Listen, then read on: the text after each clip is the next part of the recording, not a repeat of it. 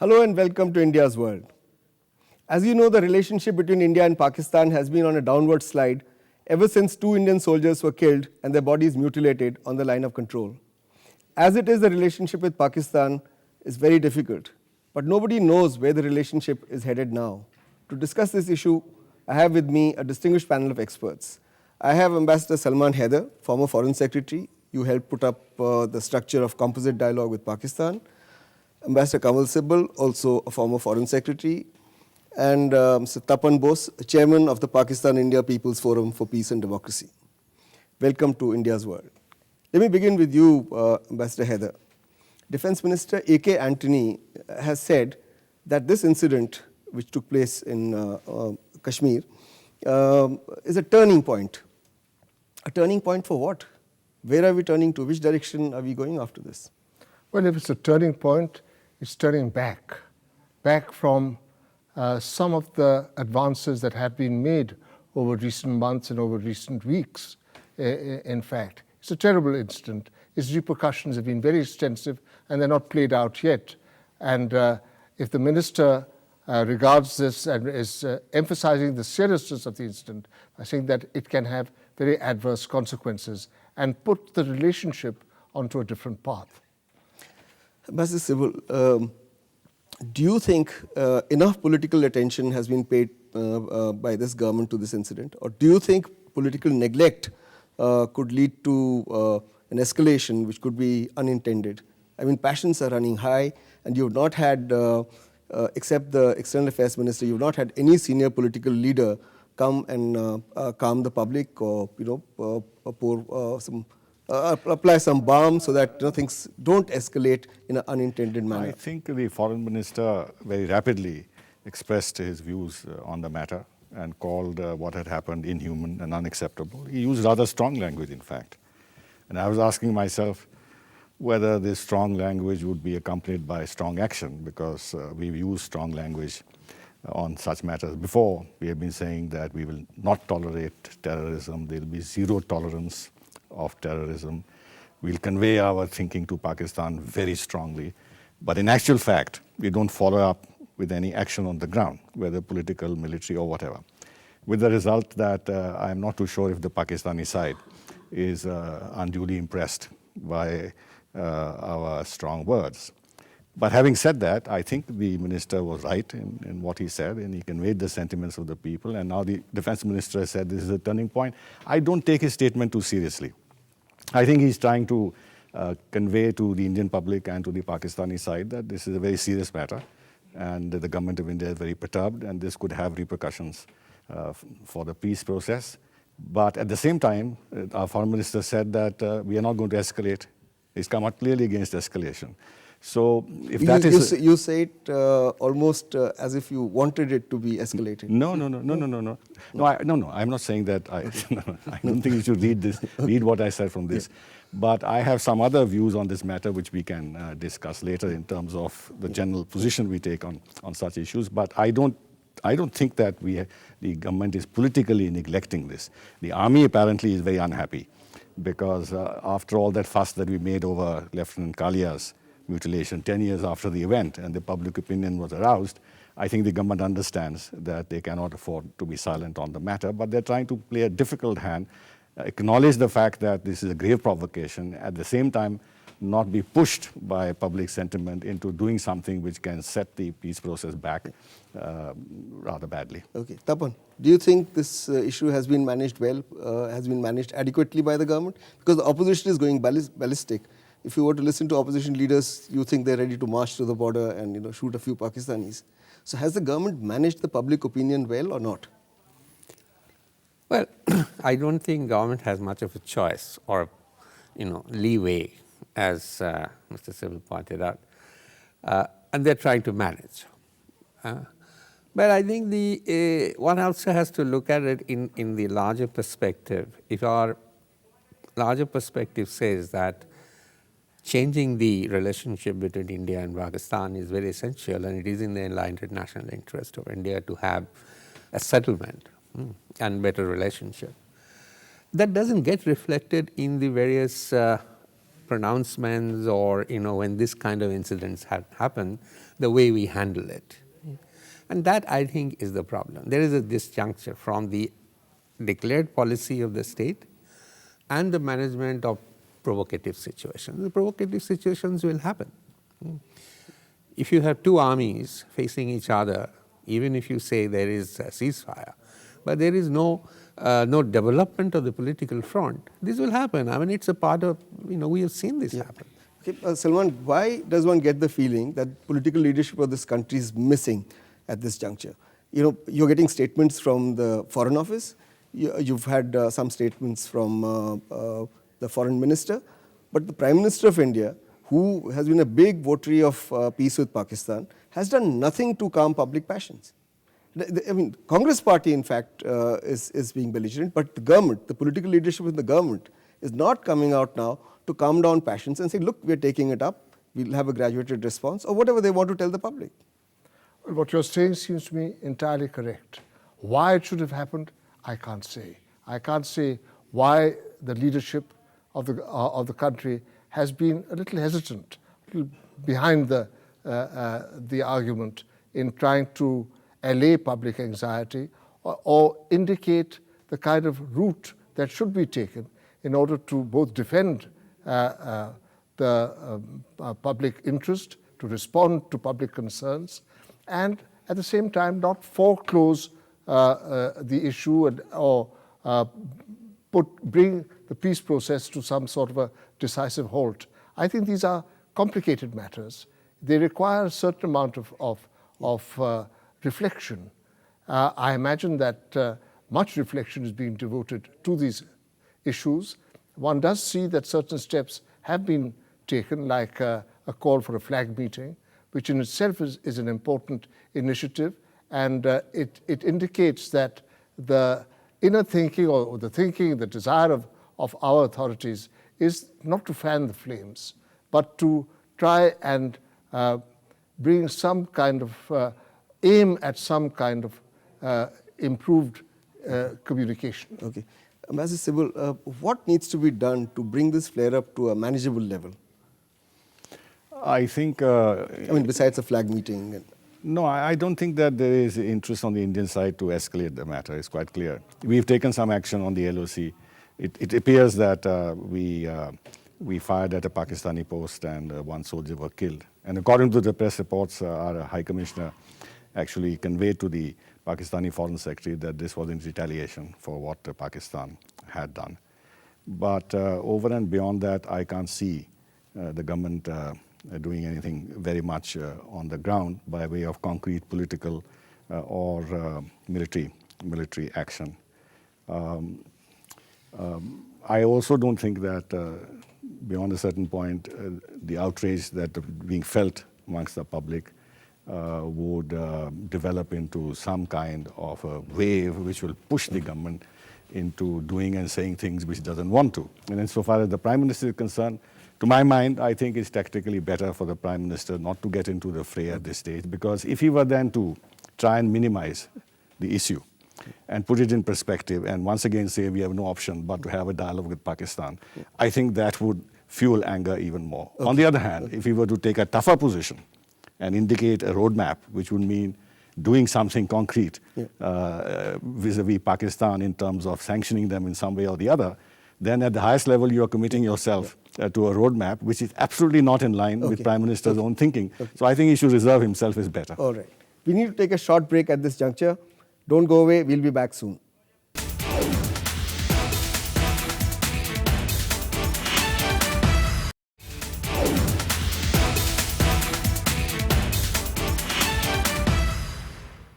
Welcome back. We are discussing the future course of India-Pakistan relations. Ambassador Haider, if indeed it is the Pakistani regulars who have mutilated the bodies of these Indian soldiers and killed them, and most Indians believe that it was the handiwork of Pakistan Army, what could be Pakistan's intentions for creating this kind of an incident? I'm not sure that it is. There's some great strategy behind it. There could be. I could be wrong. I mean, we don't really have the full dimensions of this incident before us. We don't know exactly what is happening. We certainly don't know what might have been the calculations of those who caused the incident. Seems to me more likely that it was a local situation that went out of control, and that the local commanders, such incidents take place from time to time, but they don't assume this proportion. And this time it seems that something happened to cause this very brutal, or to provoke this very brutal reaction on the part of Pakistan, something that has really created a very strong reaction in our country. Yeah. Mr. Sibal, could it be that Pakistan is desirous of escalating Kashmir in the context of the US pullout from Afghanistan in 2014? That they seem to be telling to the Americans that, look, you want us to clean up your mess and we'll help you. You're forcing us to help us. But do something about our concerns too. So do you think that calculation is also there? I will analyze at two levels. Yeah. One is that I'm not surprised that this mutilation occurred. The other day in discussion with some Pakistanis on another channel, it was claimed by the Pakistani general that the Pakistan army is a professional army, and a professional army would not do any such thing. Now, my response to that is that a professional army of any country does not have faith, piety, and jihad in the name of God as the motto. Mm-hmm. Then it's not a professional army, it's a jihadi army, number one. And number two, for an army which has jihad as the motto, it is natural that they should have links with jihadi groups and nurture them and nourish them and use them as extensions of their own confrontation with India. Thirdly, the recruiting areas from which these people are coming now in southern Punjab has been infected very heavily by extremism, radicalism. Therefore, an individual soldier on the ground who's faced with the enemy is quite capable of ritual killing and beheading. That is one. Yeah. The other is, what I mean is that there is no grand strategy. This is the point I was trying to make in terms of what has happened on the ground. On the other hand, if you look at the larger context, one could deduce that Pakistan feels a little more confident now that its relations with the United States have improved. United States is now willing to use Pakistan to reach out to the Taliban and give them an assurance that their interests would be protected in Afghanistan. And we know that Pakistan's main interest is to counter India's influence in the long run and not have a government there which is too friendly to India. Now, then we've seen also that the Hurriyat people went to Pakistan and had confabulations with their top leadership and began saying that beware, there's going to be a fallout of what's happening in Afghanistan in Jammu and Kashmir, and therefore exhorting India to settle this problem, a clear warning beforehand that we're going to step up some violence in Jammu and Kashmir. Okay. So it could well be related to that, but this is speculative. One doesn't know how the mind of the Pakistani army functions. But I think on the whole, one can say that they are feeling a little more confident and willing to take some more risks with India. And finally, I would also say that they want to cock a snook at us to say that, look, you made so much fuss about Lieutenant Kalia, but we can repeat the same thing with immunity, and you have no answer. Tapan, it's not only Hurriyat. Sayyid Ali Shah Gilani said that post-2014 militancy will go up in Kashmir. You had Hafiz Saeed and Salahuddin of the United Jihad Council being quoted and saying that once the US is off our backs, we are going to act up on Kashmir. So do you think this speculation is correct, that what Pakistan is doing is part of the developing strategy of the jihadis, the Hurriyat and the Pakistanis towards Kashmir post-2014? Well, I mean, this analysis should be correct for those who believe that the government of Pakistan, the army and the political government are jihadis. Then there is no problem in putting in that frame. What's your analysis? Look, I mean, if I look at the relationship and if you look at the way the jihadi elements in Pakistan has been able to dictate, I think, it's not to be so much worried or to take them at face value. I mean, they have been saying this for a long time, but not necessarily they have the control and they have been able to implement. Second question is whether the departure of the Americans from Afghanistan has a bearing on this. Again, it's an area of speculation.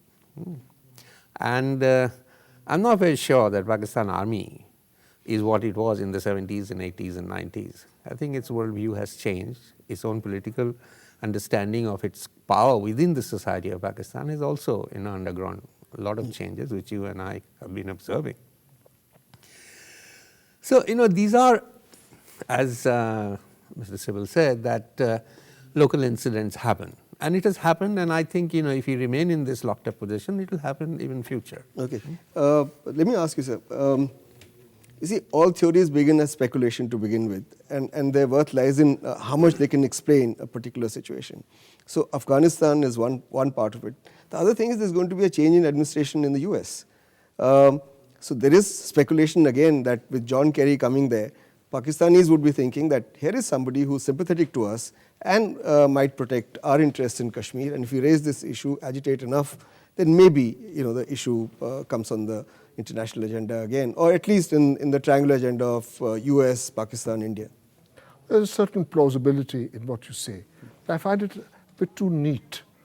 It's a complex situation. Many things are happening. All these different moving parts fit together in a particular way in what you were saying. That may well be true, but I think it's unlikely. It's unlikely that that kind of overarching strategy is possible. There's any great strategist intentions and want to exploit situations, but whether they can put all these elements together seems to me to be unlikely. Okay. We need to take a break at this juncture. We'll be back again soon. Don't go away.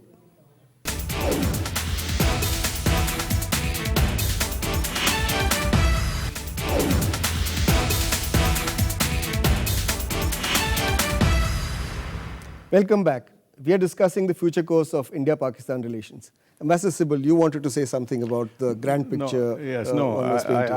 I think it would not be serious on the part of Pakistani strategists to rely on Secretary Kerry to help them vis-a-vis India, because the India-US relationship has now developed on a different trajectory altogether. And the United States is looking at India as its privileged partner in Asia as a whole, given the rise of China. So the Pakistan dimension has lost its importance. On the other hand, Pakistan is trying to internationalize the Kashmir issue, as we saw President Zardari speak about UN resolutions and everything else in his UN General Assembly speech. And this time, Hina Rabbani Khar has tweaked us by saying, let UNMOGIP make an investigation, knowing fully well that's that the UN mission in Kashmir. Yes, since 1971 we don't recognize its role. So there is always that temptation by Pakistan to bring in third parties and the UN in the India-Pakistan debate, but I don't think they're going to get anywhere with this. Okay, Tapan, you were also itching to say something on this. No. You see, I think there are 2-3 issues that we need to take into consideration. Now, whether we say Kashmir is an international issue, or internal issue, doesn't really matter, because Kashmir is an international issue, and it's been so for the last 75 years. Well, a lot of people will disagree, but never mind. That's I mean, we went to the UN, and we withdrawn, but it doesn't matter, it goes. I mean, the UN resolution still remains in force. The second point is that this is something that we haven't been able to resolve in 75 years. This is something one needs to take into consideration. So when two parties locked in a conflict, you're taking it the direction of third-party mediation. No, I'm not taking it to third-party mediation. Different subject. No, I'm not.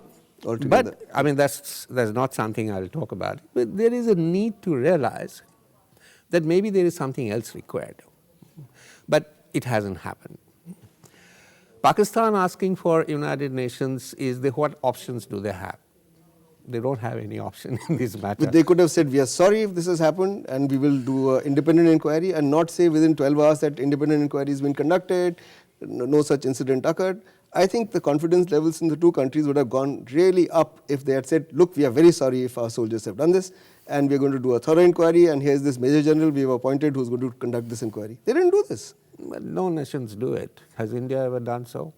No, but India never behaved like this, no? And if it did, then did they ask for an inquiry? No, I'm not a jingoist, you know this, but I'm merely saying that sometimes a grand gesture gets you a lot of diplomatic mileage, then being cussed and, saying that, do whatever you want to do. This never happened. Anyway, so I wanted to ask you, what is to be done now? I mean, Pakistan is a difficult neighbor. This relationship is a difficult relationship. Is not talking to them a solution? No, I don't think it is. I think when there are problems, there's the greater need, all the greater need to talk and to try and resolve these problems. After all, how else can we even address the problems except through discussion, through negotiation? We have ruled out, I trust we have ruled out, the possibility of going to war over the incident, or gearing up the kind of pinpricks and incidents on the border in order to sort of keep matters alive and escalate them at least to some degree. So barring that, the way in which we can pursue our own interests seems to me to be the familiar one of negotiation. I know that, and of discussion, I know that there is a great resistance and a great sense that, oh, well, here we are at it again. Once again, we're getting ready to talk, or saying that we are prepared to talk. But really, there are not very many other options. So what do you think? What are the options before India? I think we have to find a middle ground between a no reaction or a very weak reaction and overreaction. I don't think that the situation is such which requires very strong steps, which would then seem to be overreacting to the provocation. On the other hand, since the beheading of an Indian soldier is a very emotive issue, government cannot just sit back. Therefore, I think some steps need to be taken, and some of the steps that could be taken in the immediate would be, for instance, that if there are any high-level political exchanges that are being processed, they should be postponed for the time being. I don't think we should look for an opportunity to talk to the Pakistani leadership on the margins of international gatherings for the time being. We should take a very firm decision not to allow the Hurriyat to go to Pakistan and hobnob with their leaders, so as not to give Pakistan a role in our internal discussions with the political forces in Jammu and Kashmir for the settlement of the Kashmir problem. We could even think of delaying the first round of the fresh round of the dialogue, composite dialogue with Pakistan. I'm not saying that we should terminate it, but we could delay it. These are some of the steps that we could take in the immediate to show our resentment. But if Pakistan's conduct remains what it is, then we can think of other steps. And I would also say that we should, for the time being, also postpone sporting exchanges. Tapan, talking to a difficult neighbor, is it a sign of weakness or is it a sign of strength for a country like India, which not only wants a regional role, wants to be a superpower, wants to be a member of the UN Security Council, and wants to bring peace in the world? But to bring peace in our neighborhood, don't we need to talk to them and intensify our dialogue rather than curtail on it? No, I don't think we have any other option but to talk to them. Yeah. But how we talk to them, how we approach the talk, from what is our overall larger perspective, what is the enlightened national interest of India in the region and beyond. Now, these are issues that need to be factored in. These are issues that need to be constantly thought about, reflected upon. What I find is even when we say, at all costs we will keep on dialoguing, is a hollow in many ways, because it doesn't explain why. What is the philosophy of this? What is the link between this dialogue process and our national interest and the larger vision of South Asia?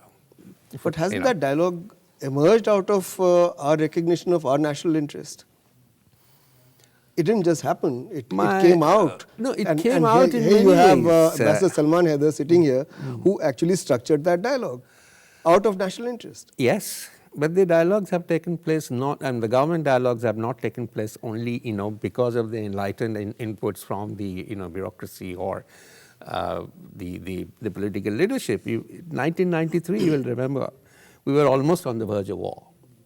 And that was the time when a group of civil society people from Pakistan and India got together, people like Iqbal Ahmed and others. They came here at a risk, and we formed what was called the Pakistan-India Academic and Intellectuals Forum Against War, which flowered into the Pakistan-India People's Forum.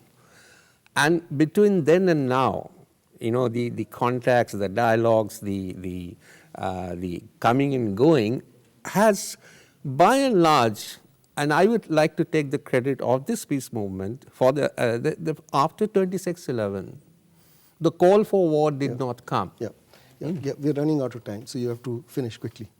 Yes, and the other thing is, but you know, I am not very sure that war is not an option is really firmly accepted by many establishments. Last word to you, Ambassador Haider. What should be India's vision of itself in the region, and how do we dovetail our Pakistan policy into that vision of ourselves? Well, we need to have a vision of what our role in the region must be.